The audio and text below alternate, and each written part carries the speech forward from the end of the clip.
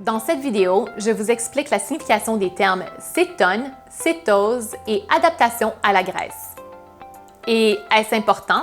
Devriez-vous vous soucier de la différence? For my English followers, please click on the link here to see the English version of this video.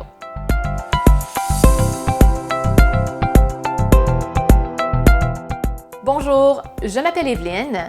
Je suis certifiée comme coach cétogène et de jeûne intermittent.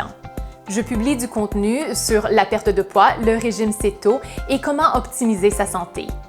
Si ça vous intéresse, cette chaîne est pour vous. Abonnez-vous! Que sont les cétones? En chimie, on les appelle un composé organique.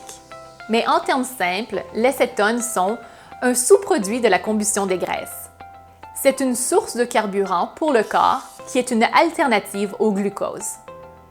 Une meilleure source de carburant, plus efficace pour votre métabolisme, votre santé cérébrale et votre santé cardiaque que le sucre. Les cétones sont déclenchées par l'absence de glucides dans le corps. Il existe techniquement 3 types de corps cétoniques.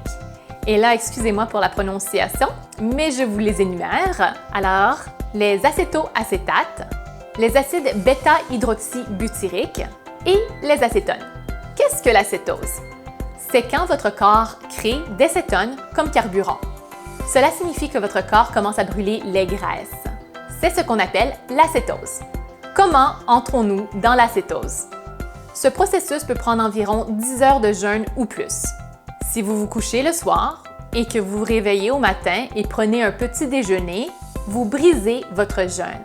Alors, si vous avez dormi une belle nuit de 8 heures et que vous n'avez pas mangé juste avant de dormir ou mangé juste en se levant, on peut assumer que vous avez eu 10 heures de jeûne et que, possiblement, vous êtes en cétose. Pour être en cétose, le but est que votre corps commence à brûler ses propres graisses ou des cétones au lieu de brûler les glucides. Pour que cela se produise, nous devons réduire notre glycémie et notre consommation de glucides.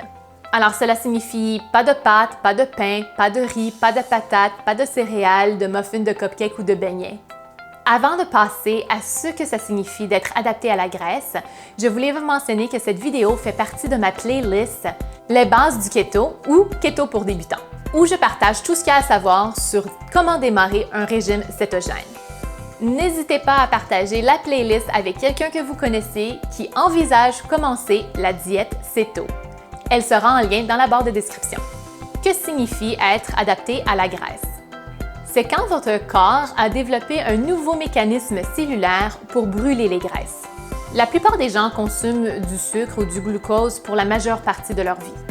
Nous voulons maintenant adapter notre corps à la cétose, qui est une nouvelle machinerie corporelle qui nous permet d'utiliser une différente source de carburant comme énergie. Cela peut prendre en général de 2 à 3 semaines, des fois plus. Ainsi, la cétose, c'est quand nous brûlons les graisses, et l'adaptation aux graisses, c'est quand notre corps a configuré la machinerie cellulaire pour qu'on brûle les graisses de façon plus efficace. Pourquoi devriez-vous vous soucier de tout cela?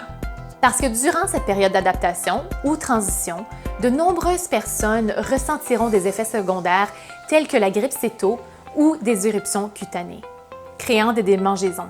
Cela conduit de nombreuses personnes à abandonner le régime cétogène suivant les 2 premières semaines de son démarrage, et donc à ne jamais ressentir les merveilleux avantages et bienfaits qui s'en découlent.